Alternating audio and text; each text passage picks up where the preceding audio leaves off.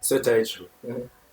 do you want to start us off with the cons, in your opinion, the cons of the budget? I think the most infamous thing about this budget Mm-hmm. is that there's already a deficit, Yeah. despite despite the fact that they were reading the budget. I mean, ideally, we Yeah. don't expect there not to be a deficit, Yeah. but we don't expect your deficit to be almost, what is it? As large as your projection. Yeah, almost 75% of the revenue you're collecting. It doesn't make sense because aside from recurrent expenditure, which is what you spend on first, recurrent expenditure being statutory expenses such as paying for offices, paying salaries for the millions of legislators we have, keeping the ministries running, Millions of legislators that you millions have. Uh-huh. unnecessary legislators. And after that, you have to pay off all this debt we owe the Chinese and other institutions. It's really annoying because you're only left with, I think, was it 300 billion for developmental purposes? And that really beats the point. We can't be having debt being a large percentage of our GDP because now it stands at around, I think it's 60.1%.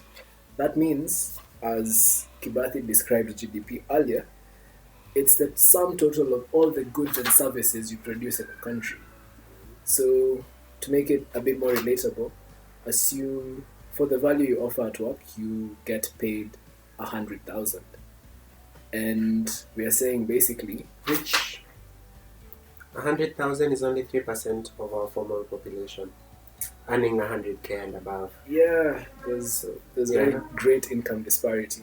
But let's just imagine you earn 100,000, and you already owe 60,000 of that money as debt.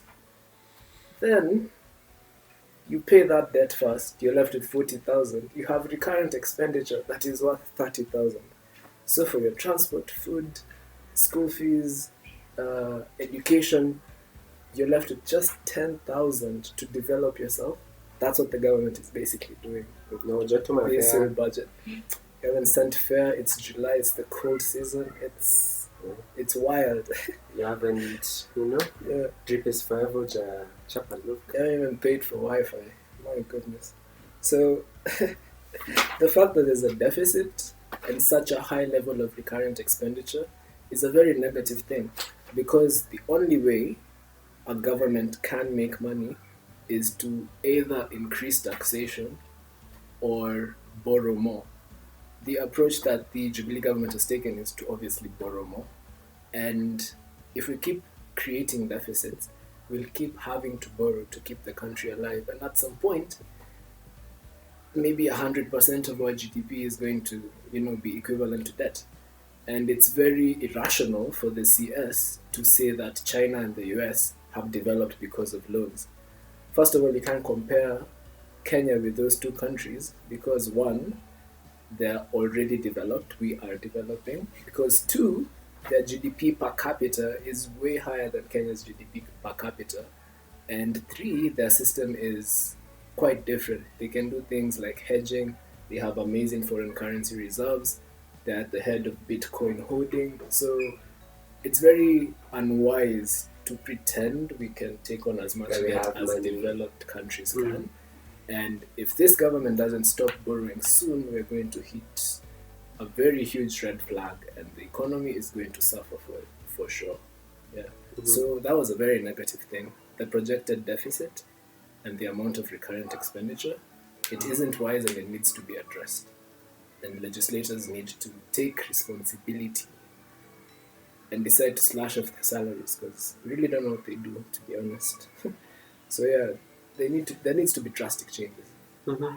and they need to find ways to generate money organically through a lot of budget cuts and slashes. Mm-hmm. Yeah, that's my view. Mhm. I saw for a country like, I think it's Norway, Yeah. one very interesting thing they did Mhm. with their country. At some point, they realized that they have gas deposits in the sea, and the general logic of that government was, one could argue you could sell off the gas, and it would put money in your pocket. Yeah. But the Norwegian government and the Norwegian people thought that if a resource is found in our land, it is all our People's resource. all Wow. our people's resource. Mhm. And what they did is the proceeds that they get from the sale of this gas goes into a sovereign fund Wow. that they Okay. created in their country, and this fund then invests in other things similar to what a private company would do. Yeah. So they would hold shares in, say, Berkshire Hathaway, in Wow. Coca-Cola, BlackRock. and in BlackRock, and the dividends that come from these investments then go into supporting the government's budget, goes into paying salaries, paying for healthcare, and that type of thing. And I think, as you said, we need something very drastic to happen in our country for us to be at a position that we aspire to. Yeah. And we can borrow from these countries' strategies, the developed countries' strategies, and develop something that fits with our context, something that's localized to us, so that we can manage. Our recurrent expenditure is 1.82 trillion, Yeah. and the budget is 2.6, Seven. 2.7 Yeah. billion. So you can already see how much money we have to cater to, say, our development needs, to cater to investing, to cater to projects we want to take on. So I think we need such Yeah, and innovation. that also reminds me. He didn't mention anything about the oil in Turkana, but I remember they sold a couple of barrels for a couple of B, and I don't think they accounted for that because it's not in my notes. I think bringing up oil would be stressful for them True. at this moment, Yeah. where countries are giving it away. Rather poetically, what I didn't really appreciate from the budget is the amount of money that has been directed to fighting corruption. And do not get me wrong, I am not opposed to the fight against corruption.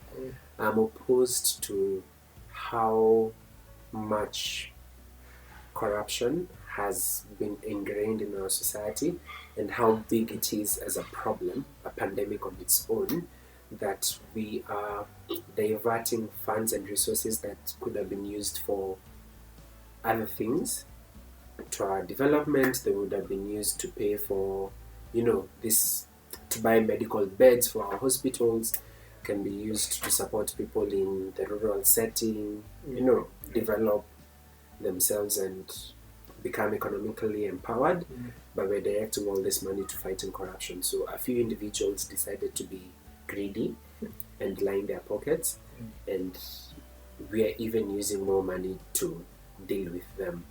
They will be caught. I would like to congratulate Kinoti. Is doing a lot of work in identifying these people, freezing their assets, arresting them, taking them to court. I think now what we need to see is people found guilty or suspected of corruption against the state to experience sterner repercussions, and actually to be convicted when they get to the courts. Because for some reason they get to the court level and case falls off. So we need more. We need that type of action to actually get more faith in our judicial system. So 3.1 billion was directed to EACC, Ethics and Anti-Corruption Commission. Another 3.1 billion was directed to the Office of the DCI, Directorate of Criminal Investigations, isn't it? And public prosecution. 7.9B directed to the Criminal Investigative Agency. I don't know if you guys are tallying these things up. And if you can look at how much these billions can actually do on the ground and what sort of impact it would have on our economy, that's too much money to be directing to corruption. That's true. Yeah. So it needs to be effective. We have dedicated all this money. We need to see these people tried and convicted. And it's also, it's also pretty strange because the expectation is we are allocating this money to fight corruption, but the money we are allocating to fight corruption might actually be corrupted, if you know what I mean. Yeah. So it's very strange, and it's also very frustrating that on what you said, we need a stronger judiciary. They slashed the judiciary's budget, I believe. They gave it just, was it a billion? 1 point something?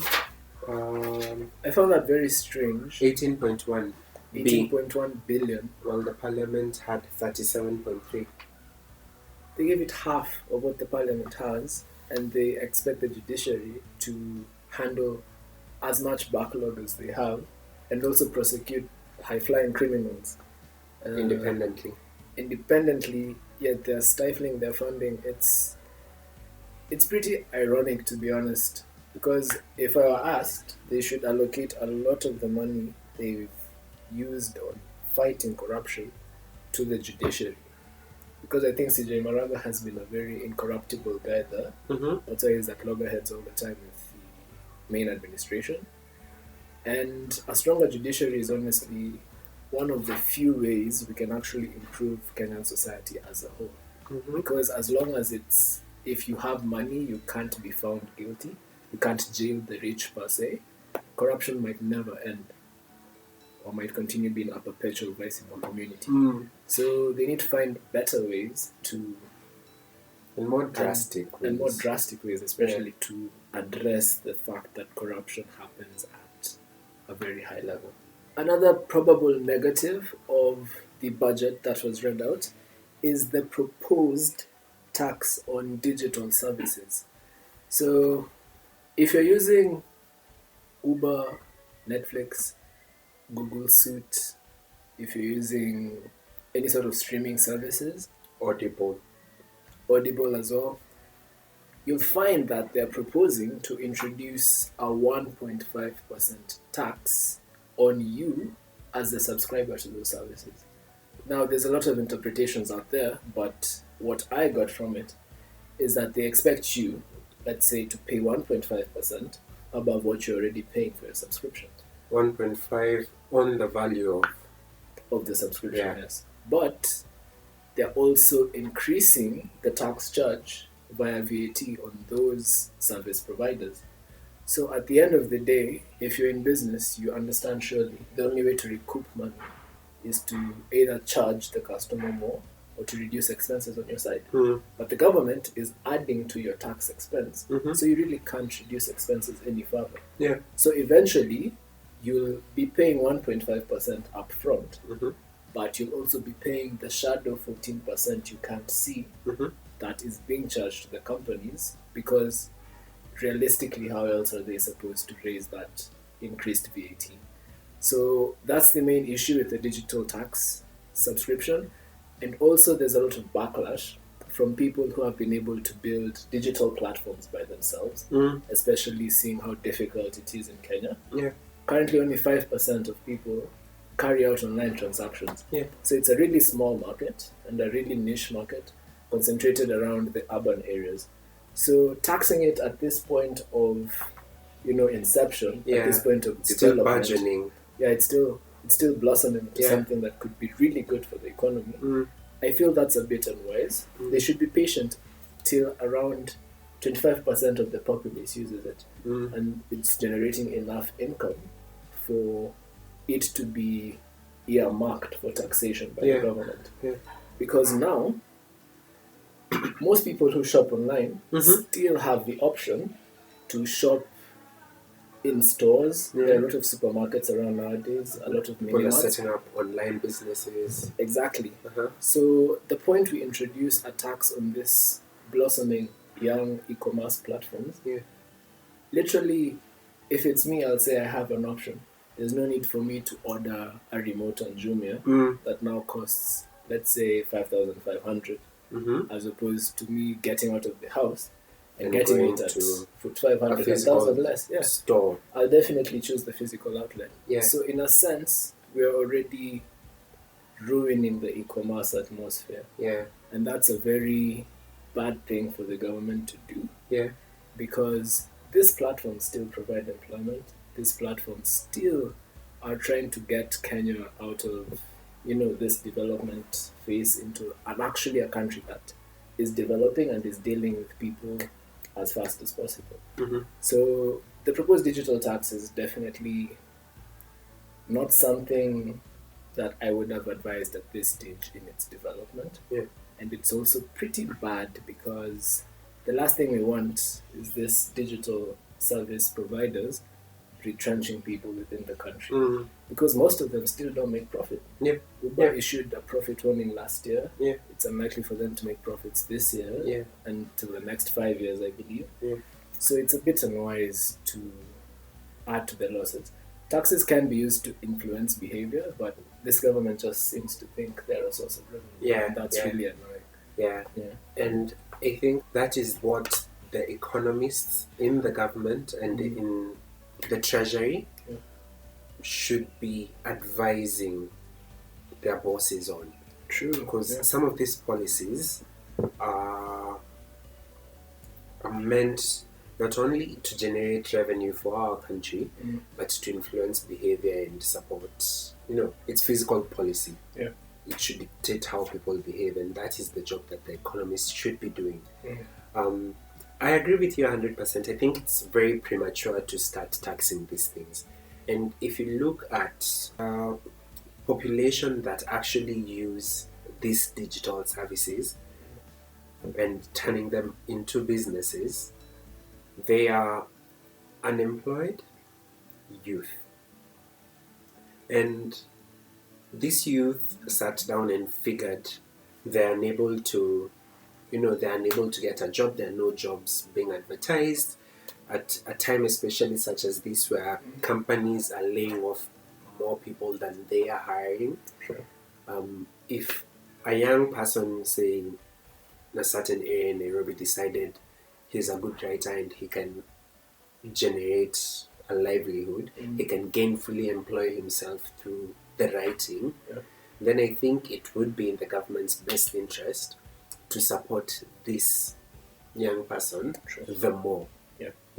A lot of people have resorted to, say, online businesses and looking for opportunities in the digital space because they have lacked such opportunities in the physical space. They're unable to get jobs, they're unable to get contracts. I remember there's one time when I was in university for my undergraduate.